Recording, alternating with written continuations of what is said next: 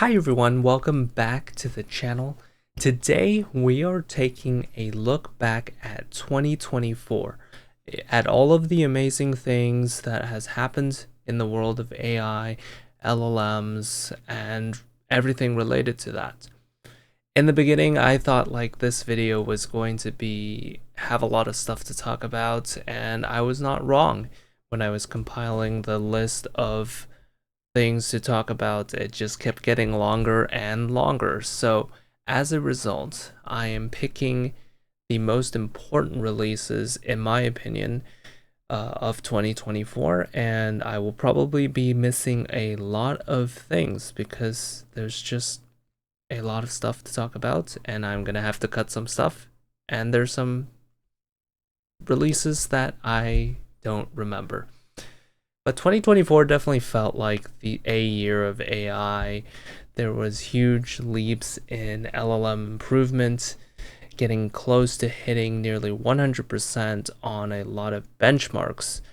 Apple, of course, one of the largest consumer technology companies, has also jumped into AI, creating Apple Intelligence, their version of AI. There were a lot of new robotics initiatives, especially in the robotaxi and humanoid robot space. And NVIDIA, one of the GPU companies that is used during AI training, hit $3 trillion market cap, becoming one of the largest companies in the whole entire world, currently sitting just behind Microsoft and Apple. So, with all that said, let's go ahead and jump in.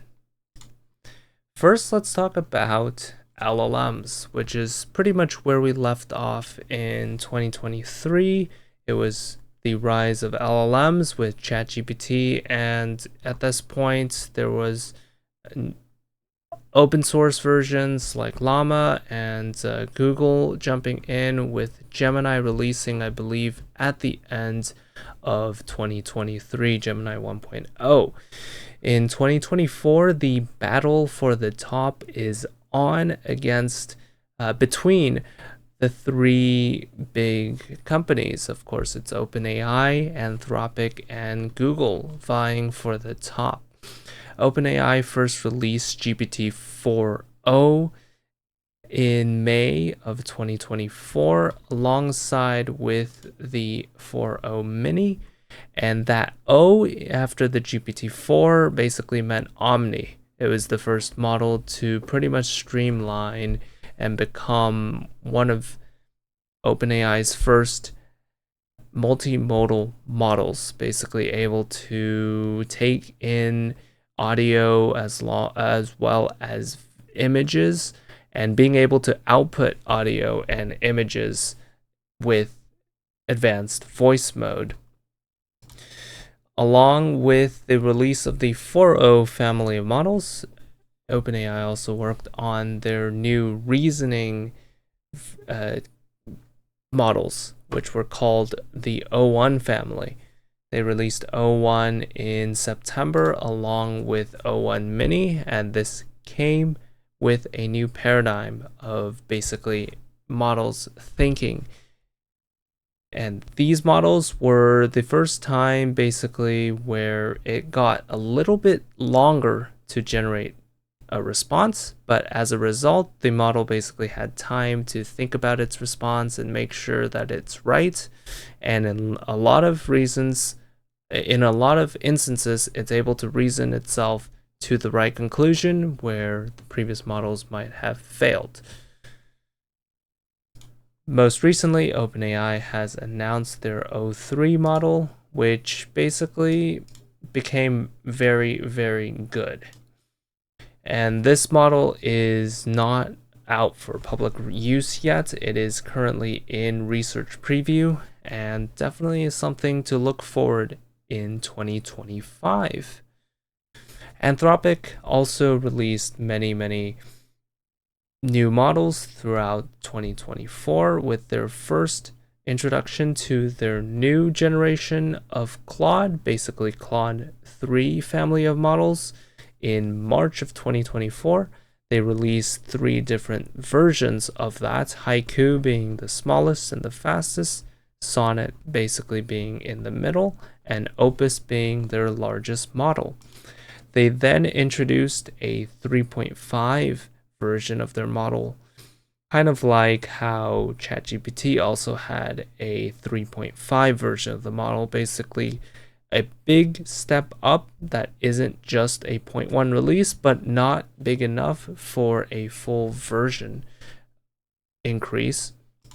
They also released 3.5 Haiku, and notably, they did not release a 3.5 Opus, instead releasing a new 3.5 Sonnet version instead.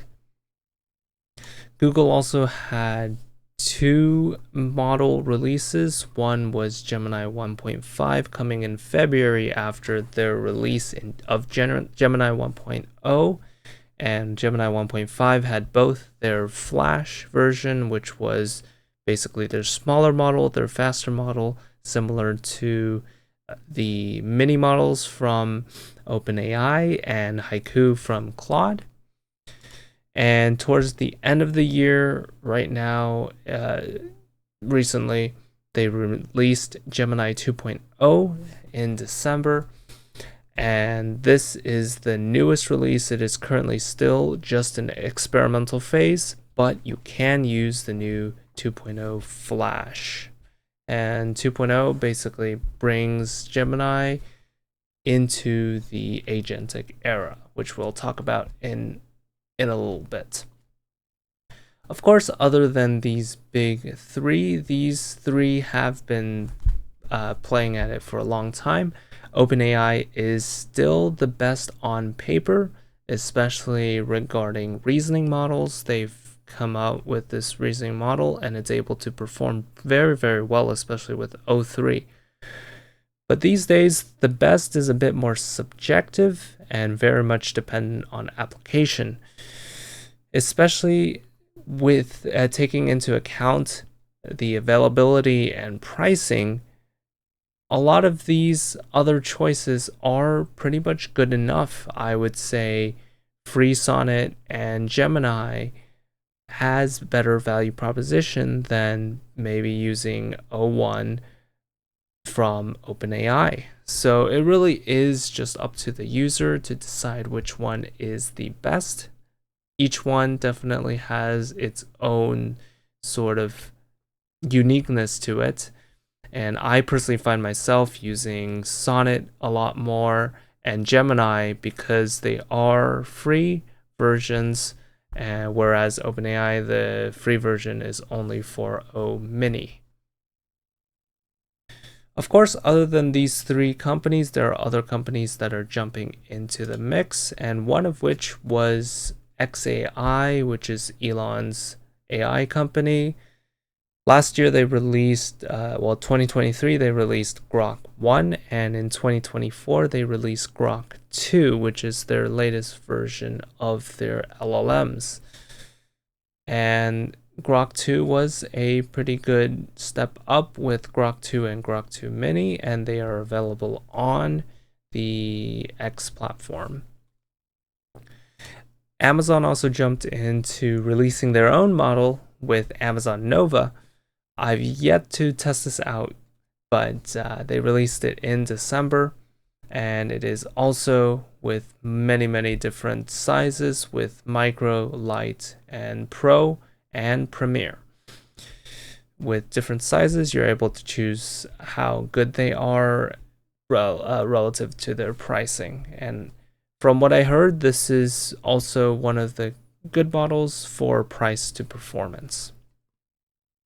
Of course, other than these more closed source model, we have open source projects, and these open source projects are led. The biggest one is Meta's Llama 3, which is they claim the most capable openly available LLM. And throughout the year of 2024, Meta released Llama 3, 3.1, 3.2, and 3.3 most recently in December. And each one of these versions have their small, medium, and large as well.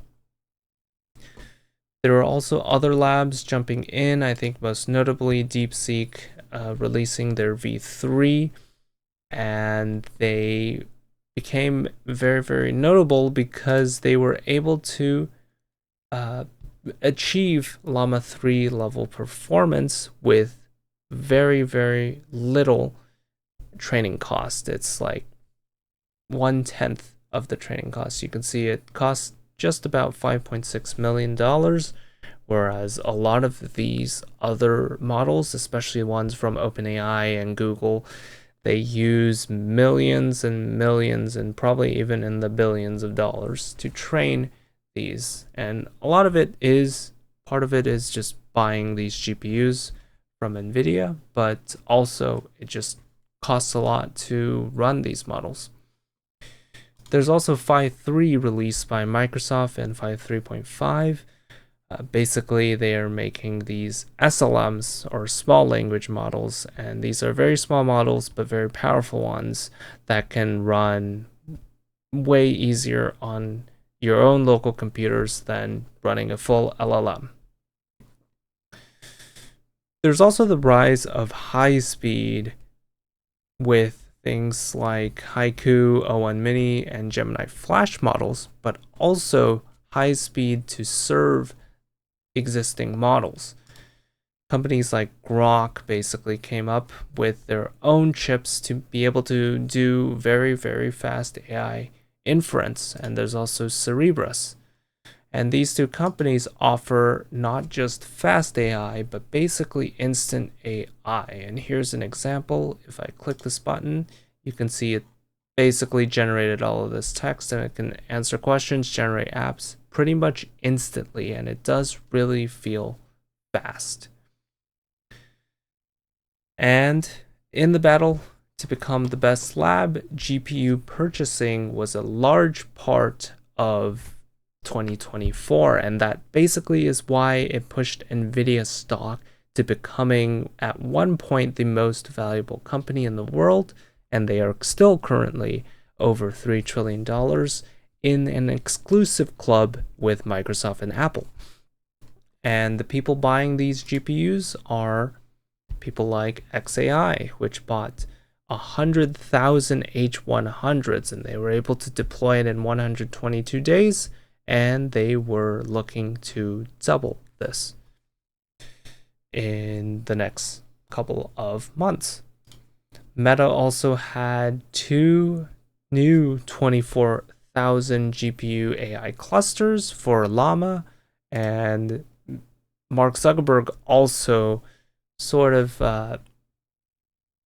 bragged about having a bigger than 100,000 H100 AI GPU cluster to train Llama 4. So definitely just Meta and XAI themselves are buying hundreds of thousands of GPUs from NVIDIA.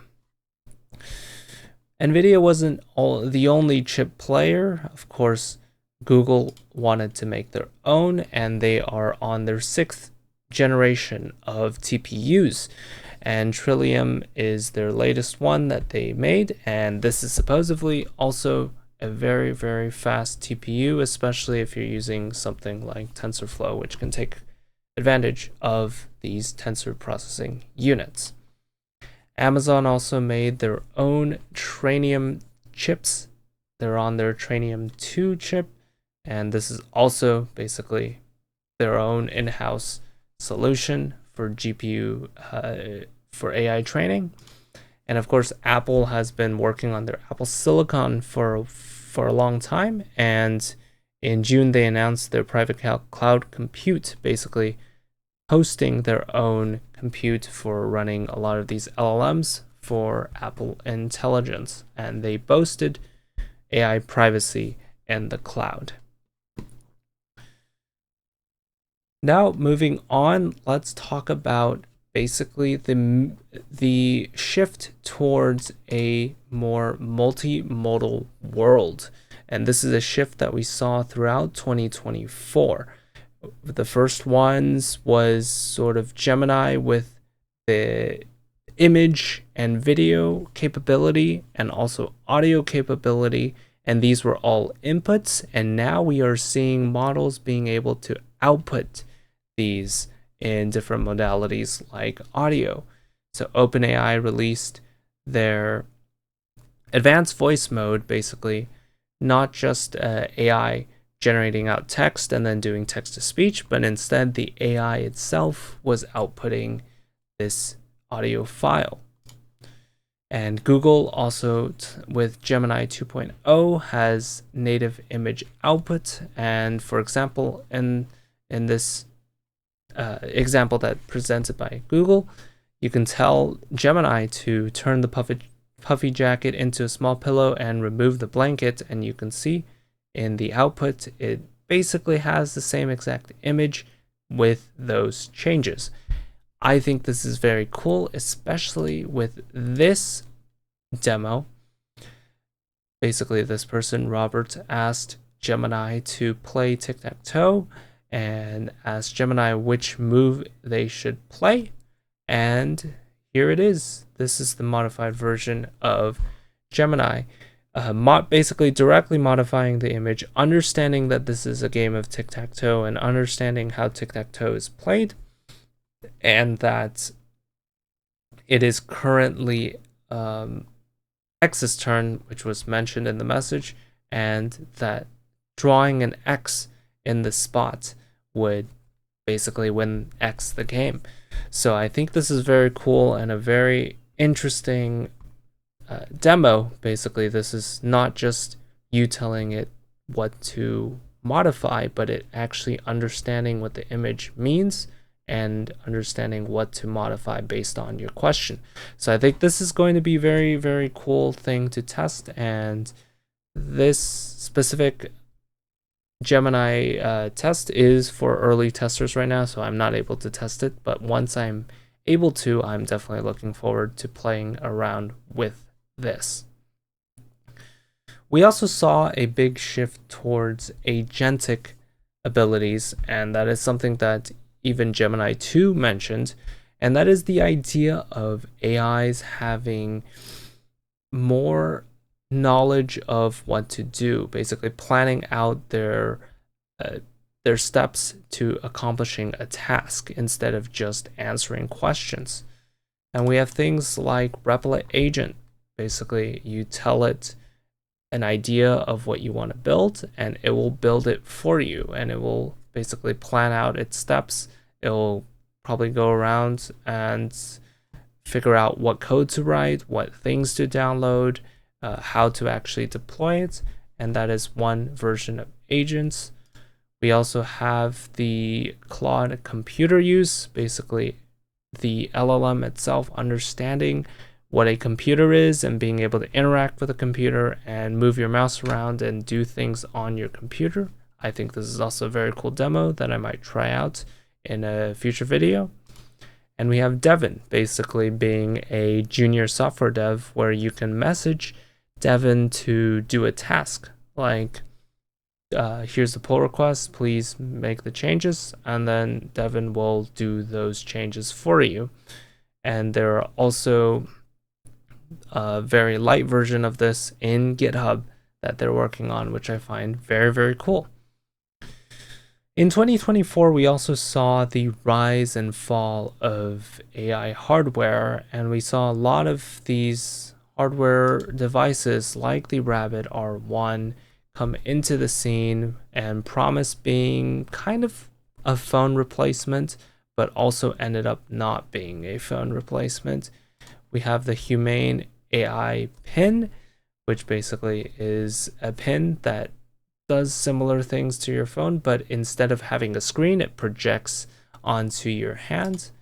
And of course, we have companion devices like Friends and Limitless, basically always recording in a small form factor that you clip onto yourself or you wear as a necklace, and it will record stuff and do stuff with that recording.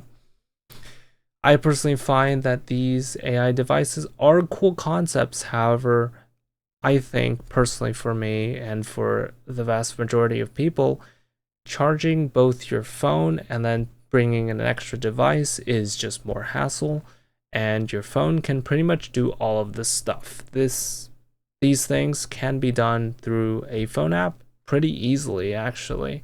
And I think that is sort of the current move as well. And especially with the launch of Apple Intelligence, where Apple is really integrating in AI into the phone and creating features like visual intelligence, where you're pointing the phone camera and it being able to give you suggestions based on what it's saying, is pretty much what Rabbit and Humane are doing, but instead it is directly built into your iPhone. And so you don't have to buy a second device and charge it and bring out two devices everywhere. So I think in terms of AI devices, the phone and maybe the Apple Watch are pretty good form factors already. And I don't see these devices making a deep cut into people using phones. However, what I do see people using is stuff like the Ray-Ban Meta smart glasses. Now, this version of the smart glass is pretty basic. It has cameras, which I personally like seeing videos from. It basically has a eye level perspective, and it has built-in Meta AI assistant, basically voice AI, kind of like Siri. But what I'm excited for in the future are these things, like Orion, also from Meta. Basically an AR glass that you wear, and it has different apps that you can interact with. And these glasses will be able to offer very good AI integrations and AR integrations. And you're able to look at something and then it can probably answer questions about the world around you. And I think this glasses truly offers a better user experiences than phones, unlike other AI devices, because other AI devices you still have to pull it out and click a button or do something with it, whereas glasses will be always available, and especially with asking questions about the real world, it will be able to see what you see. And there are also devices that came out that was announced by Snap, basically the parent company of Snapchat, and they're also doing some AR glasses, which I think later on can be integrated with AI. And of course, Apple released their Vision Pro, which I do have, and I'm looking forward to a lighter version. And I think eventually Apple will have to also converge towards that AR glasses form factor. So that is a little bit of a recap of all the hardware launches, and I do think that we are in sort of the middle transitionary period where there's a lot of experimentation and there's going to be a lot of basically flops and just experiments. But we are going to move closer and closer to something, I think, with wearables becoming a big part of the future. Let's now move on to a different type of model, and that is image generation models. In 2024, it also was a big leap in image generation models, where we got to see models that are faster, better, more realistic, and also just really, really good. XAI released their Aurora image last month in December, and you can see these images are all looking very good. And in 2024, these models got really, really good at words and fingers and all the problems that we had before. And we also had the release of from Black Forest Labs with their Flux 1, and you can see these are really, really realistic images that are generated. Google also released their Imagen 3 model, which you can try out inside, I believe, in Gemini, and it is also pretty realistic and pretty well made.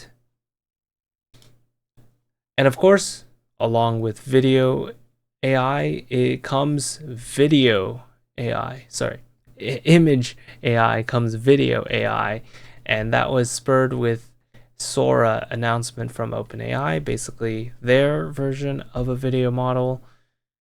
And here's some of the examples. And last month in December, Google released Veo 2, and here are some examples of that. And both Sora and Veo 2 are both in early access only. I don't have access to it yet. So I think it's something very cool to look forward in 2025. Pika also released their Pika 2, and there were a lot of pretty good results from Pika as well. Kling is also another one that had their own AIs having pretty good results as well. All of these came out after Sora was announced, and Hailuo also has pretty good video model. And here's just a quick comparison between each of these models, and you can see cutting steak. Some of them have some interesting ideas of what cutting steak is. And I think overall Veo 2 had, as shown on the screen, one of the best results. And so I'm very, very looking forward to playing with Google's model. But here's Sora, which looks kind of funny.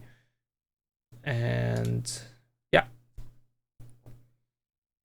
Along with video models came the also better music models from Suno, and I think Suno had a few different versions released in 2024. Currently they are on V4, and I've listened to and also made my own songs, and I think it's really, really cool what it's able to do right now with AI song generation, with generating both the audio and also the lyrics of the song. And you can pretty much direct the song to your liking. You can tell it the genre, the lyrics, and different things. There's also Udio, which also does the same thing. And I think these are pretty cool things to try out. There's also the new generative gaming models, and this is sort of a first look at games running in AI, and this is completely AI generated, and the AI gets inputs from your keyboard and mouse, and it generates the video. I got to try out this version, which was Counter-Strike in AI, and it was really, really interesting of an experience, because especially when you get close to the wall and things like that, it will start making up stuff. But it was pretty believable. There was a bit of lag, and of course it's running at 10 FPS, so it's not going to be similar to games, but it does give you a glimpse into the future of gaming potentially being able to be generated on the fly. I do think that physics engines are still going to be a thing for a very long time, but generative AI definitely can be part of the pipeline, basically making games look better and more fantasy or more realistic without fully having the artist. You can basically make your own world. Another part of AI becoming a part of life is that Meta wants to put AI generated images. I think it's already doing that, and a lot of TikTok or YouTube Shorts or even Instagram is just AI generated stuff by users.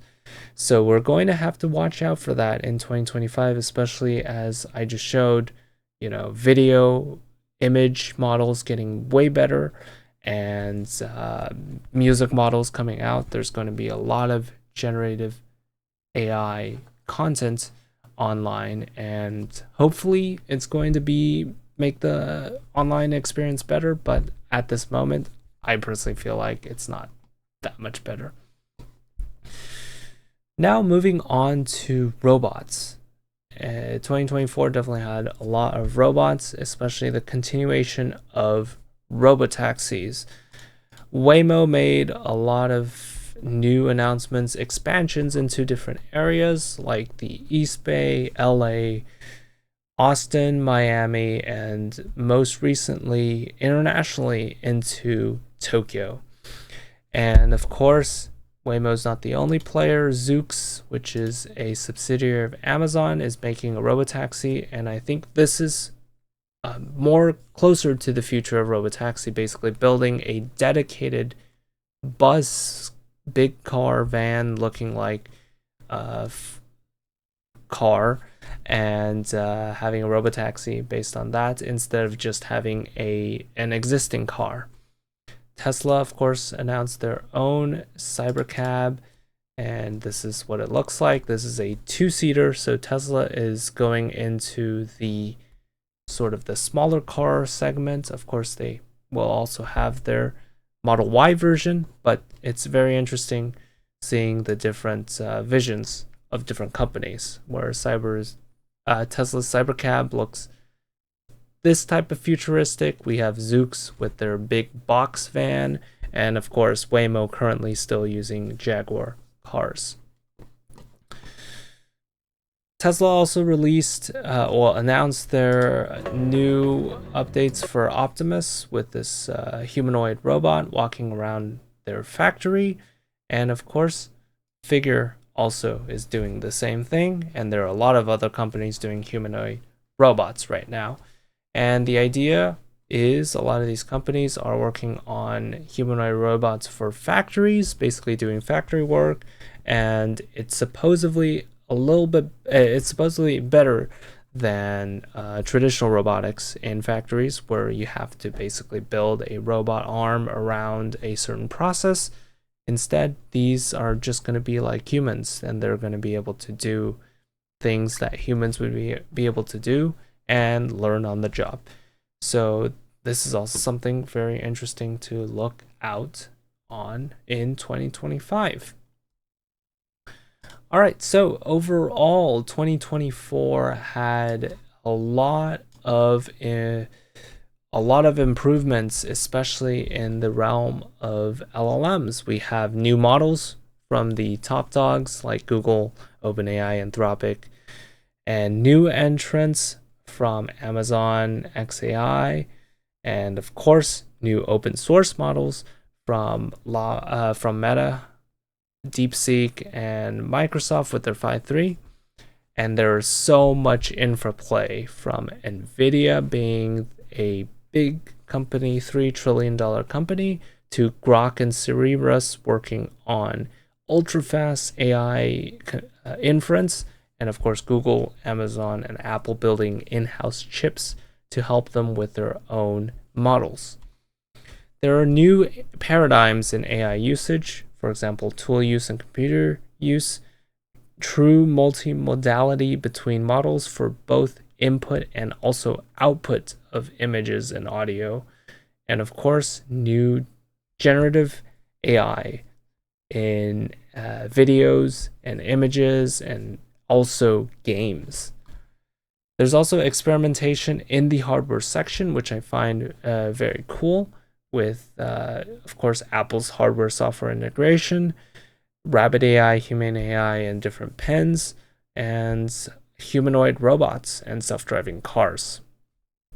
There's so many more other things that I didn't get to mention in this video, but 2024 definitely has a jam-packed, a lot of stuff in the AI, and I'm definitely looking forward to 2025. Let me know in the comments below if there's anything that in 2024 made you excited about AI. What is your favorite thing from 2024? Or if I missed anything that you found to be very impactful, let me know. I hope you enjoyed this video. This is just a quick wrap up of 2024. And yeah, I'll see you in the next video. Bye-bye.